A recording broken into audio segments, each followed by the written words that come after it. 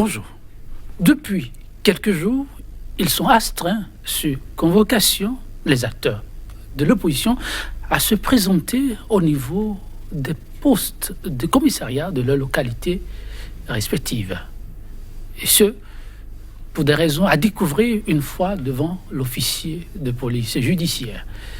Ce numéro de votre émission Entretien du jour reçoit pour vous l'un de ceux-là, le très en vue député de la 20e circonscription électorale qu'on ne présente plus, Saka Fikara. 5 fois député, l'homme aurait pu encore l'être pour la mandature à venir. Acteur de l'opposition, il n'a pas pu le faire, puisqu'aucune formation de l'opposition n'a pu obtenir l'homologation de sa copie pour pouvoir compétir. Alors, l'homme appelé à se présenter au niveau du commissariat de sa localité l'a fait. Cette rubrique le reçoit pour comprendre un peu plus les tenants et aboutissants de ces échanges. Déjà sur ce plateau, en notre compagnie, Saka Fikara, bonjour. Bonjour. Et merci de répondre à notre invitation. Plaisir. Une convocation portant votre nom qui a fait le tour de la toile et pour laquelle beaucoup ont eu la sueur froide pour vous. Va-t-il se rendre ou pas au niveau du commissariat de police? Beaucoup avaient les regards braqués. Certains ont fait le déplacement et surprise, 30 minutes avant l'heure, inscrit sur votre convocation, vous y étiez. Alors on veut savoir comment ça s'est passé. Merci, monsieur Joël Yetodi. Et bonjour à tous les téléspectateurs. C'est devenu courant que ce pouvoir joue sur l'intimidation. On vous envoie une convocation, vous vous présentez et on vous enferme. Ce qui a fait que beaucoup de gens qui ont reçu ces genres de convocations soit sont allés en exil, soit se cachent. Quand j'ai reçu cette convocation, je me suis dit, je me présenterai. Tout mon entourage, ma femme, mes enfants ont dit non. Envoie-t-on un avocat. J'ai dit, jamais je me présenterai. Parce que dans ce pays que nous avons servi, que nous avons défendu, pour lequel nous avons perdu notre liberté pendant 6 ans. Oui. Et ce pays dans lequel, par nos combats, nous avons amené la démocratie, jamais et jamais je ne me cacherai, je n'irai plus en exil. Oui, le pouvoir en place n'a qu'à prendre la responsabilité de me mettre en prison. Mais moi aussi, je ne prendrai jamais la responsabilité de me cacher. Très audacieux, ça se comprend. Saka Fikara, l'histoire enseigne, il faisait partie de ces grands combattants de lutte, comme on les appelle dans cette partie du Bénin d'hier, la grande résistance pour un Bénin définitivement démocratique. Acteur ardent de lutte contre la période révolutionnaire. On comprend cette témérité. Oui, vous vous êtes présenté pour nos téléspectateurs. Je dois aussi préciser que l'ancien député est président de la formation politique MDS, Mouvement pour la démocratie et la solidarité, et actuellement l'un des leaders du parti de l'opposition USL, l'Union sociale libérale, dont il est le porte-flambeau au niveau de la 20e circonscription électorale. Alors, ce qui est important pour plus d'un, à savoir, ces échanges ont tourné autour de quoi? Pourquoi vous avez été convoqué? Car sur la convocation qui a circulé, tout le monde l'a constaté, il n'y a que votre nom pour affaire vous concernant, c'est ce qu'on peut lire, mais rien d'autre. Oui, il n'y a que mon nom, mal écrit d'ailleurs. Nom et prénom mal écrit. Et c'est la première chose que j'ai souligné à l'officier qui m'interrogeait. On a rigolé dessus, je lui ai dit comment on écrit mon nom. Et aussitôt, il m'a dit, nous avons appris de façon insistante que vous seriez en train d'organiser les militants USL de Porto-Novo ainsi que des jeunes pour empêcher l'installation de la 8e législature. Je leur ai rappelé, je leur ai dit de me relire la question, ce qu'ils ont fait.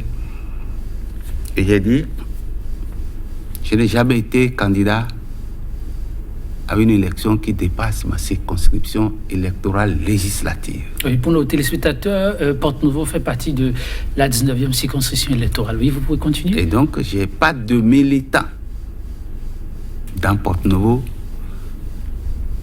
Et je ne suis pas assez fou pour aller sur le marché, pour recruter des jeunes que je ne connaîtrais pas, pour aller empêcher l'installation de la 8e circonscription. Quand vous avez servi cette réponse, ça suffit à l'officier pour vous demander de rentrer chez vous, c'est cela? Vous savez, il n'y a aucune preuve. C'est sur des rumeurs. Et puis, ils ont été, il faut le dire, assez professionnels pour dire c'est ce que nous avons appris. Mais en fait, je crois que c'est une opération d'intimidation. Ah bon? Oui, c'est ce que je crois. Et ce qui est grave, c'est que tout le monde n'est pas moi dans le pays. Et ainsi donc alors, en procédant ainsi, on pourrait chasser tout le monde du pays. Comment ça? Dès que vous avez la convocation, l'esprit, l'idée qui vient tout de suite dans votre tête, c'est qu'on veut m'arrêter, tout le monde fuit. Alors, c'est comme ça qu'ils ont fait fuir tous les responsables des partis de l'opposition. En l'occurrence, beaucoup de responsables de l'USL et ensuite beaucoup de responsables du parti FCBE. Alors là, moi, ça n'a pas marché avec moi. Ayant déjà fait la prison une fois, que soit dit en passant, quand j'étais sorti de prison, j'ai travaillé dans des structures d'amnistie. J'ai vu les projections qu'on fait. Il n'y a pas. Je veux que tous ceux qui vous écoutent, tous ceux qui nous écoutent le sachent. Je veux que tous les responsables de ce pays, toute la police le sache.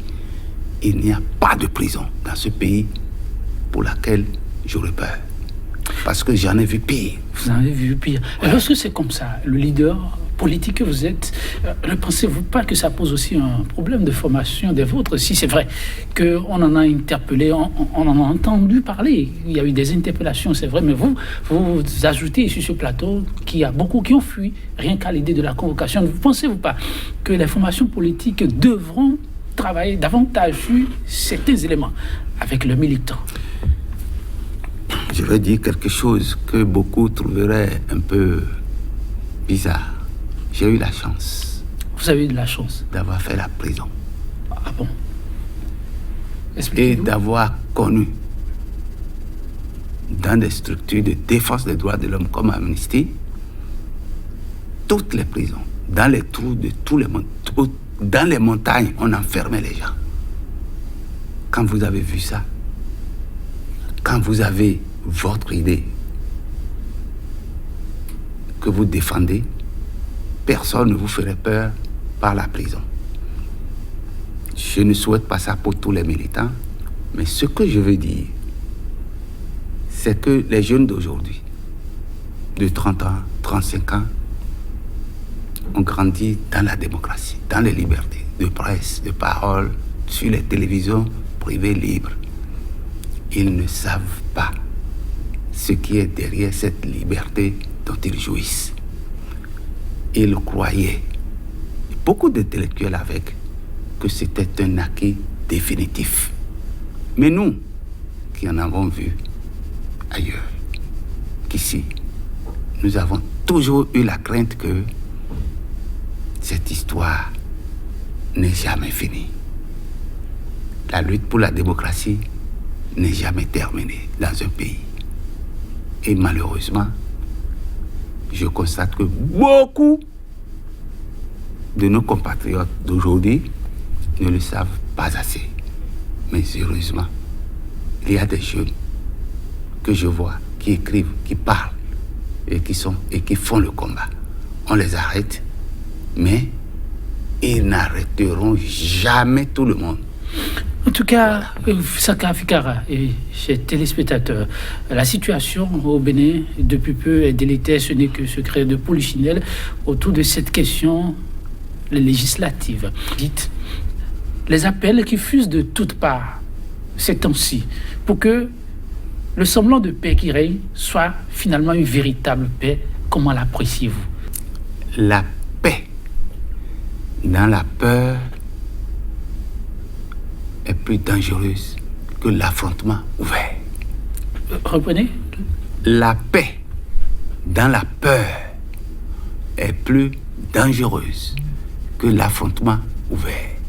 C'est l'affrontement, bien sûr, l'affrontement ouvert appelle aux négociations. Mais lorsque, dans les circonstances particulières, les gens se taisent par peur et vous croyez que la paix est là, vous vous trompez. Vous avez vu ce qui s'est passé après le démantèlement en Europe de l'Est. Or, c'était les pays les plus en paix. Mais c'était une paix basée sur la peur. Lorsque la peur quitte la tête des gens, tout vole en éclats. En plus, mais de quelle paix parle-t-on? Vous avez suivi ce qui s'est passé avant les élections. J'ai lu ce que les chrétiens catholiques ont dit, ce que les chrétiens protestants ont dit, ce que les musulmans ont dit. C'est eux qui appellent à la paix. Mais dans le camp du président Talon, c'est la guerre que les gens prônent. Prenez le premier soutien ouvert de Patrice Talon, d'Agbo de Gbanamé, et les jurys, tout le monde. S'il vous plaît, vous m'avez posé une question, je vais répondre. Malheureusement, on a fait quelques minutes. Que faut-il faire pour aller véritablement à la paix, d'après vous? Que faut-il faire?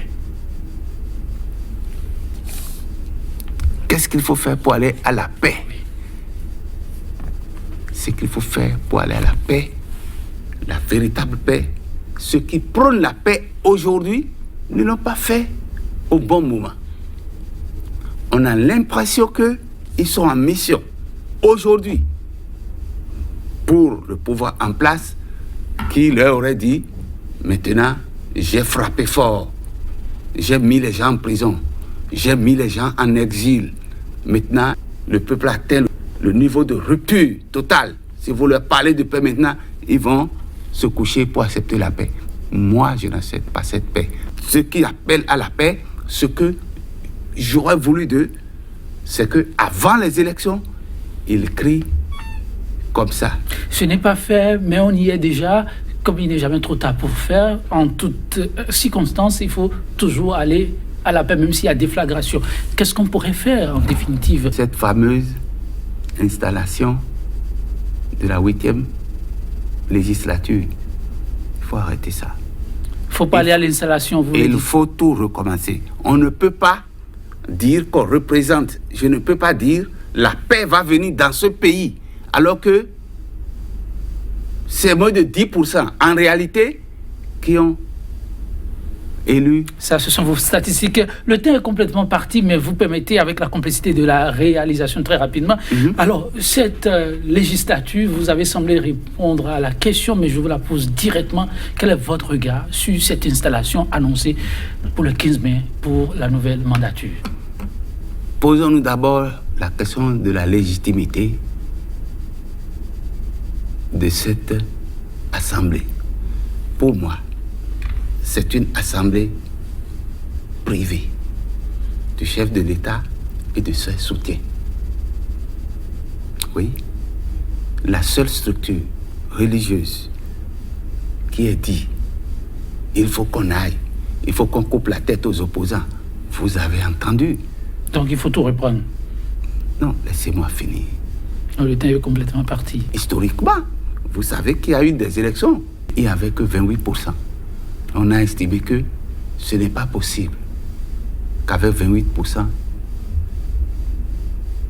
un président n'est pas représentatif. On était là dans les années 60 et on a dû tout annuler. Je vous viens. Oui.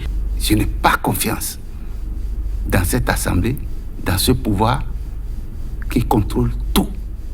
Vous vous imaginez, ce n'est pas l'esprit de notre Constitution. Merci à vous, Saka Fikara. On vous aura compris, chers téléspectateurs. Oui, qu'est-ce que le temps fait défaut, mais c'est aussi la réalité des studios. On va s'en arrêter là. On se retrouvera sans doute à d'autres occasions avec d'autres acteurs. À très bientôt.